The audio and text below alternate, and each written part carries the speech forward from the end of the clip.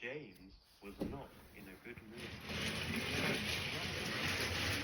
He pulled a long line of dirty tracks across a grey, unfamiliar landscape. He had unfortunately been in the wrong place at the wrong time. A diesel from the other railway had broken down, and it needed to take a goods train from Barrow to a little station in the countryside. James had been at Barrow when the news came in, and as the only engine available, what came next was inevitable. For James, pulling trucks was bad enough. Pulling dirty trucks was even worse.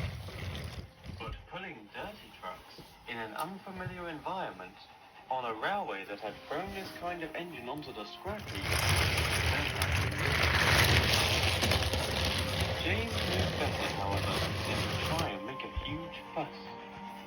It would not only make things worse for him, but would also attract the Fat Controller's attention, and not in a good way. Besides, the station wasn't too far from Barrow, and all he had to do was leave the trucks, refill on coal and water, and then he could return to the sanctuary that was the island of Sodor. Soon, James reached his destination. The station was a small, simple one, with 2 platforms, but overall seemed well kept after. The station master stood waiting as James pulled up. "Oh, thank you very much," he said. "I was worried this wouldn't come in when that diesel broke down. Good thing you were around. There's a water tower and coal bunker over there." He pointed to a set of sidings behind the opposite platform from his. James could make out the tower and bunker, only slightly illuminated by the station lights. He could also see several boxy shapes lined up on one of the tracks. James assumed they were a line of vans, but upon closer inspection, he found out he was wrong. Huh? The boxy shapes were not vans, or rolling stock of any kind. They were actually a long line of diesels. James recognized them as Class 08 shunters. He had seen many of them at Barrow's yard. From what he heard, they were one of the most efficient modern shunters, as well as one of the other railway's most successful diesel designs. It was odd, though, that so many shunters would be here. A little station like this shouldn't need that many. Once he had shunted his trucks away, James steamed over to the water tower and coal bunker. The diesel stood in front of him on the opposite siding. James didn't make eye contact. He was not in the mood for a conversation. So he sat there, waiting as his crew went about refilling his tender. I can't remember the last time I saw a steam engine here. James looked up. There were no people around, other than his driver and fireman, and he knew that voice wasn't theirs. James glanced over at the diesel, at the front of the line, staring blankly at him, its eyes weary and lifeless. James also noticed its body, rusty and dirty. It would seem it hasn't been cleaned in a long time. Then again, most shunters James saw were rarely looked after, in terms of their appearances. So he didn't think much of it. "What's it to you?" He grunted rudely. The diesel said nothing for a moment. It looked at the red engine all over. You are quite a sight around here. Never seen a steam engine so clean, nor in such a bright color. Well, my railway has taste when it comes to liveries. Is that so? Where are you from? Sodor. So that's why you looked so familiar. Wait. James stared. The second that voice be? came from behind the diesel, from the second one in the line. It wasn't as rusty as the first, and James could tell it had once been in a black livery. Then he looked at its face and gasped. It was a face he had seen before. Diesel? It was him. And yet, he looked so different. He didn't seem like the deceptive shunter he and the other engines saw all those years ago. Instead, he looked tired, sad, and quite lonely. Oh, so you two have met? I was on his railway long ago for a brief time. It didn't go well. What are you doing here? In fact, what are all of you doing here? Why would a station yard this full need so many shunters? And who said we were shunters here? James raised an eyebrow. What? That was an unusual response. What do you mean? In case it wasn't clear from our conditions, we are not shunters. Not anymore. We have all been put here to await our inevitable fates. Now, James was even more confused, and also a little nervous. The tone in this Diesel's voice was starting to make him feel uneasy. But he tried not to show Get it. it yet? What fate? The Diesel gave a groan, filled with frustration. Is that why you weren't on this railway long, Diesel?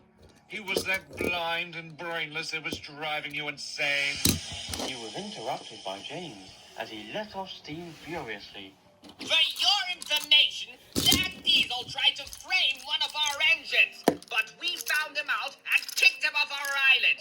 You think that just because I'm a steam engine, you have any right to insult me like that? I'm just baffled that based on all that you see, you can't come to the obvious conclusion. What obvious conclusion? That we are all going to be scrapped, James. No one said anything. The silence lasted for quite some time. Then, James started to laugh. The two Diesels gave no response. Don't be so ridiculous. Do you really think you're in the same boat as our steam engines? Most of us are gone now because of you Diesels. How can you be under any threat? The Diesel sighed heavily. It seemed he was finding James quite exhausting. So that explains it all. You aren't brainless. You just don't know the truth. You've grown up on the belief that only steam engines are in danger of being scrapped. But diesels, they get off free. Nothing for them to fear at all. For a time, I once thought the same thing. A few of us here did. We thought we would never be thrown away, and that we would last forever, as long as we could function. However, the men in the workshops are always working to either improve old designs or create new ones. And sometimes they come up with something that meets all their expectations. Something that makes the old designs obsolete. And when they become obsolete, they are thrown away. It matters not if they are steam or diesel.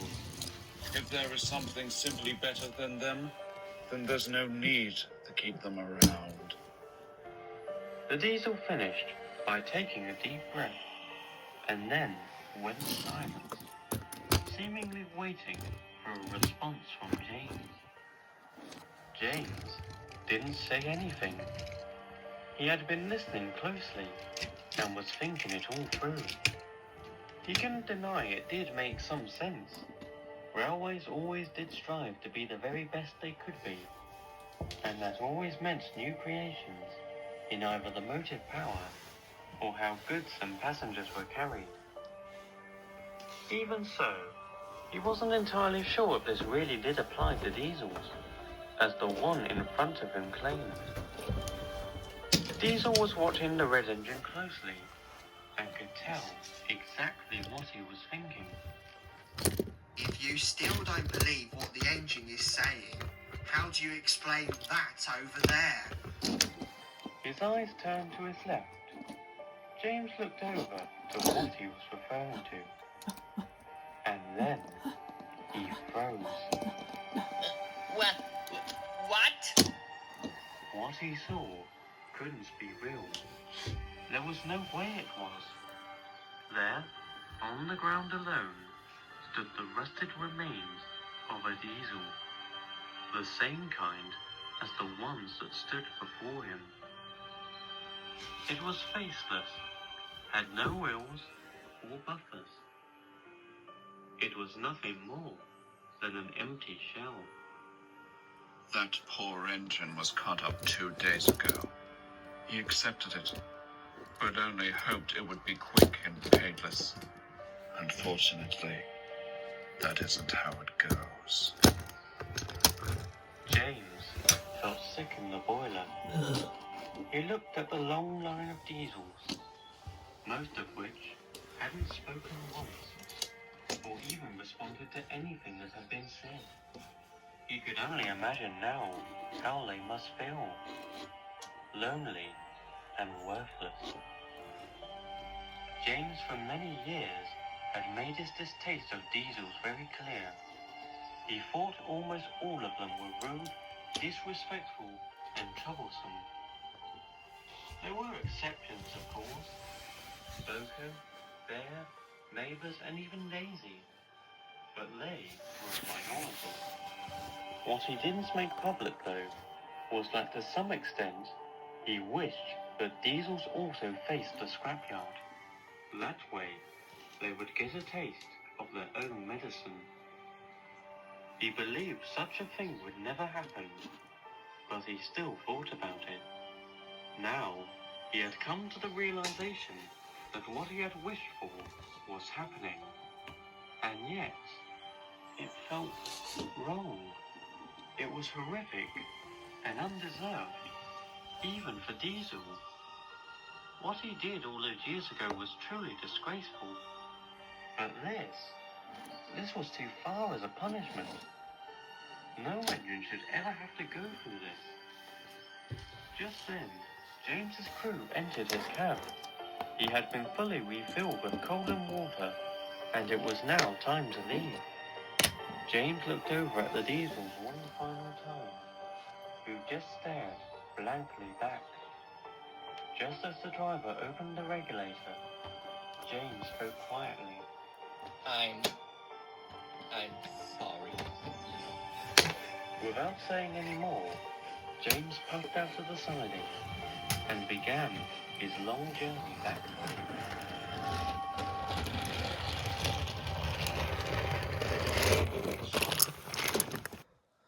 It was getting late when James was finally back in Stonehall. The journey had been silent, save for its constant humming. He hadn't spoken a single word. Eventually, he arrived at the main line shed. There were only a few engines currently inside, having conversations with each other. And then that's when I went to Toad. Toad, you talking nonsense. What? And saw Edward resting on his own. James felt a small sense of warmth. If there was any engine he could be open to, he knew it was him. The old engine smiled as he saw James. Good evening, James. I heard you had quite a journey beyond Sodor. How was it? James's warmth immediately vanished. Already he was given a hard question. He said nothing as he puffed forward onto the turnpike. Edward was surprised. James had rarely wanted to be so silent. He would always expect a remark of some kind, especially now. And yet, nothing. He watched as James slowly backed down next to him. James? What's the matter? James looked up at Edward. He was unsure if he was really ready to tell Edward what had happened. No. But he knew Edward I need was to tell him. worried, and saying nothing wouldn't get rid of that. So, he took a deep breath and told him everything. He told him about Diesel, about the other shunters, about what they said, and how he had learned a cold, hard truth that struck back so many things he had believed for years. Edward listened carefully. Oh, I'm sorry, James. No angel should ever have to see something so horrible. He looked closely at James, noticing his expression. Not only could he see sorrow, but also guilt. He didn't need to ask Lo, as he knew exactly what he felt guilty of. As hard as it may have been, I can tell you have learned a very important lesson. James, leaving the station, he slowly backed further into the dark corner of the shed. A sadder and wiser engine.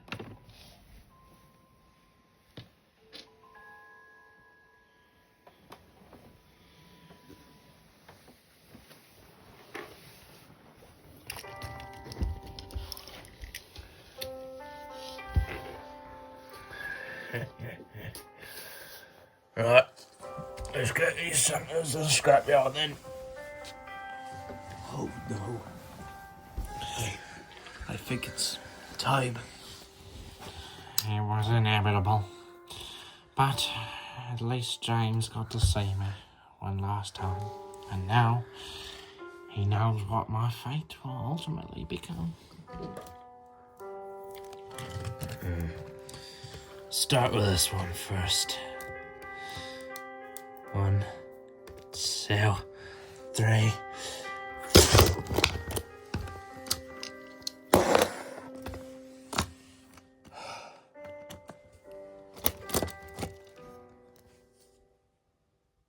I'm sorry.